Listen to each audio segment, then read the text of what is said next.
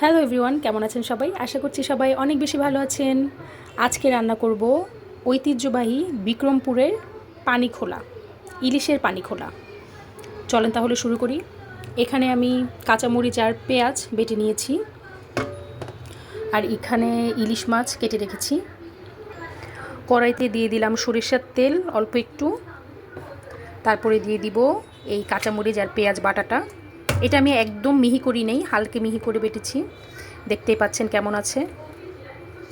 এটার সাথে ভালো মতো মাখিয়ে নিব।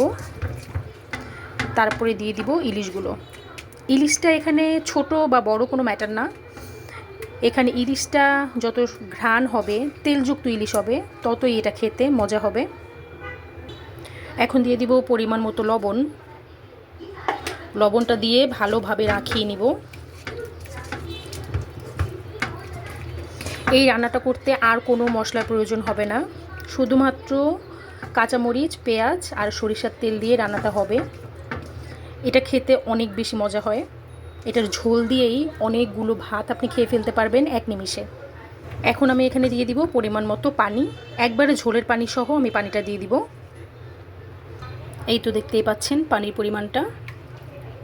এখন আমি মিডিয়াম চুলায় বসিয়ে দিব। এই রান্নাটা কিন্তু অনেক সোজা, বাট খেতে কিন্তু ভীষণ মজা হয়। আপনারা যারা ট্রাই করেননি অবশ্যই একবার হলেও ট্রাই করবেন। বলক চলে এসেছে। এ পর্যায়ে আমি ঢেকে 10 থেকে 12 মিনিট রান্না করব, তাহলেই কিন্তু রান্নাটা কমপ্লিট হয়ে যাবে।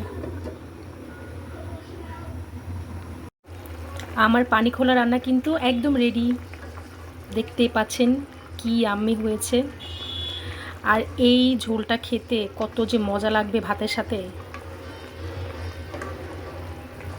সবাই ট্রাই করে দেখবেন।